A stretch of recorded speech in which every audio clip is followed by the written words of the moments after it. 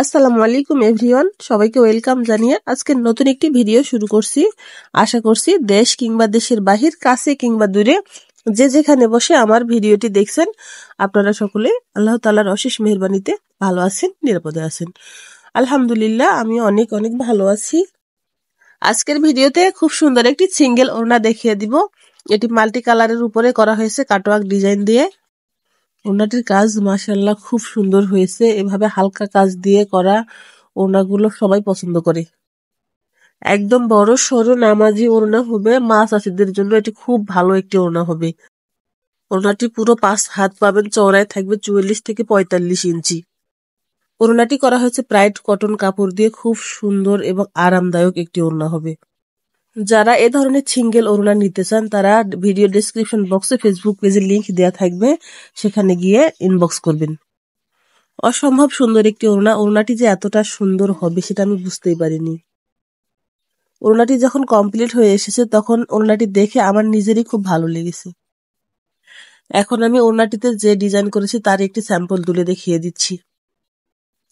আগের ভিডিওতে আমি ডলার বসানো দেখিয়েছি, তাই আমি আজকের ভিডিওতে ডলার বসানো না দেখিয়ে ডলারটি অফলাইনে বসিয়ে নিয়েছি। এখন আমি যে সেলাইটি করতেছি সেটি হচ্ছে ব্যাক স্টিচ। ব্যাক স্টিচটি করার জন্য আমি 4 তার সুতা নিয়েছি। তাছাড়া আমি সম্পূর্ণ ফ্লাওয়ারটিতে 4টা সুতা দিয়ে করব। আর যে সুতাটি ব্যবহার করতেছি এটি হচ্ছে সুতি লাচ্ছি সুতা।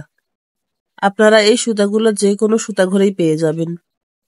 আমি বেশিরভাগ সময় আমাদের এখানকার অর্থাৎ সুন্দরগঞ্জের যে সুতা ঘর আছে সেখান থেকে এই সুতাগুলো নিয়ে থাকি। আর যখন আমার বেশি সুতা লাগে তখন আমি রংপুর কিংবা বগুড়া থেকে নিয়ে আসি। ফ্লাওয়ারটি করার জন্য আমি বেশ কয়েকটি কালারের সুতা নিয়েছি।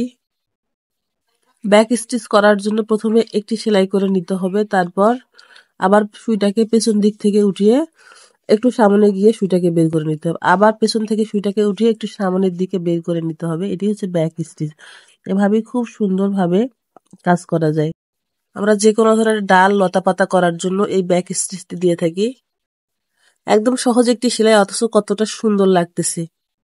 ভিডিওটি স্কিপ না করে আপনারা পুরো ভিডিওটি দেখবেন। আশা করছি ভিডিওটি আপনাদের ভালো লাগবে। আর যারা সেলাই কাজে নতুন তারা ভিডিওটি দেখলে আমার মনে হয় সহজেই শিখতে পারবেন।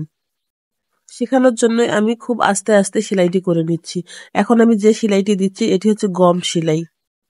সামনের দিক থেকে সুইটাকে উঠিয়ে নিচের দিকে নিয়ে সুইটাকে বের করতে হয়। অতটা সহজ একটি সেলাই। দেখেন, পুরোটি কমপ্লিট হলে দেখবেন কতটা গর্জিয়াস একটি লুক দেয় এই সেলাইটি। ভিডিওটি ভালো লাগলে অবশ্যই ভিডিওটিতে একটি লাইক দিবেন এবং ভিডিও সম্পর্কে যদি কোনো প্রশ্ন থাকে তাহলে অবশ্যই কমেন্ট করে আমাকে জানাবেন, আমি উত্তর দেওয়ার চেষ্টা করব। আর যারা এখন পর্যন্ত আমার চ্যানেলটিকে সাবস্ক্রাইব করেননি তারা প্লিজ চ্যানেলটিকে সাবস্ক্রাইব করে দিবেন, তাহলে পরবর্তীতে আরো সুন্দর সুন্দর ভিডিও তৈরি করার আগ্রহ পাবো। এর মধ্যে আমার অনেকগুলো সিঙ্গেল ওড়নার অর্ডার এসেছে। ওড়নাগুলো কমপ্লিট হয়ে গেলে আমি ভিডিও দিয়ে দিব, যাদের ভালো লাগে তারাও নিতে পারবেন। যা পুরা হাতের কাজের ড্রেস পছন্দ করেন কিংবা হাতের কাজের ড্রেস নিয়ে ব্যবসা করতেছেন তারা কিন্তু এভাবে সহজ সহজ সেলাই দিয়ে সিম্পল ভাবে কাজ করতে পারবেন। এ ধরনের মিনি ফ্লাওয়ার দিয়ে কাজ করলে কাজগুলো সহজে হয় এবং দেখতেও অনেক অনেক বেশি গর্জিয়াস লাগে।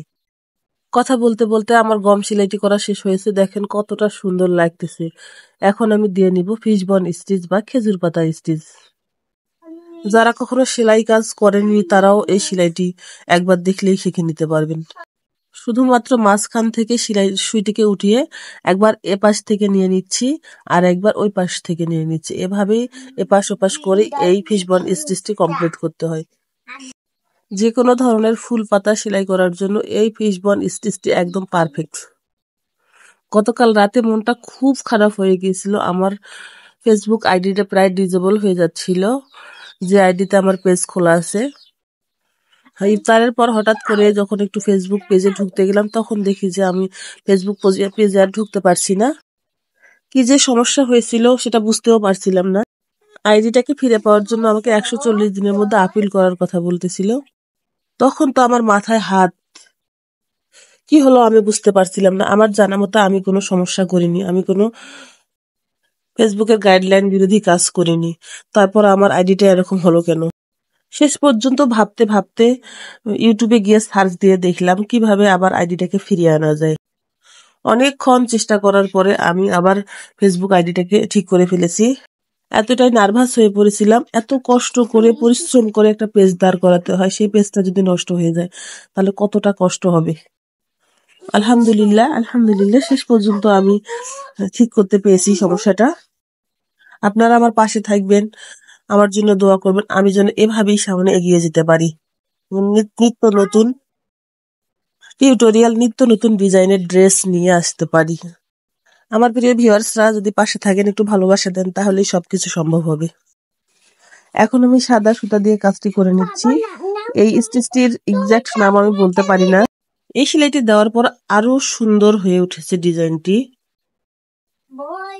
সেলাই টিউটোরিয়ালটা আপনাদের কেমন লাগলো অবশ্যই আমাকে জানিয়ে দিবেন। আর যারা এতক্ষণ ধৈর্য সহকারে মনোযোগ দিয়ে আমার ভিডিওটি দেখেছেন তাদেরকে অসংখ্য ধন্যবাদ জানাই। আপনারা সকলেই সব সময় ভালো থাকবেন, সুস্থ থাকবেন এবং রুহাস মম বুটিক চ্যানেলের পাশেই থাকবেন। যারা এই কাটওয়ার্ক ডিজাইনের সিঙ্গেল ওড়নাটি নিতে চান তারা প্রি অর্ডার দিয়ে রাখতে পারবেন। ঈদের আগে হয়তো আর দেওয়া সম্ভব হবে না, যেগুলো নেওয়ার সেগুলো অর্ডার আমরা নিয়ে নিছি। ইনশাআল্লাহ চেষ্টা করব ঈদের পর দেওয়ার। পরবর্তী ভিডিও দেখার অনুরোধ জানিয়ে আজকের মতো বিদায় নিচ্ছি। সবাই ভালো থাকবেন। আল্লাহ হাফেজ। আসসালামু আলাইকুম।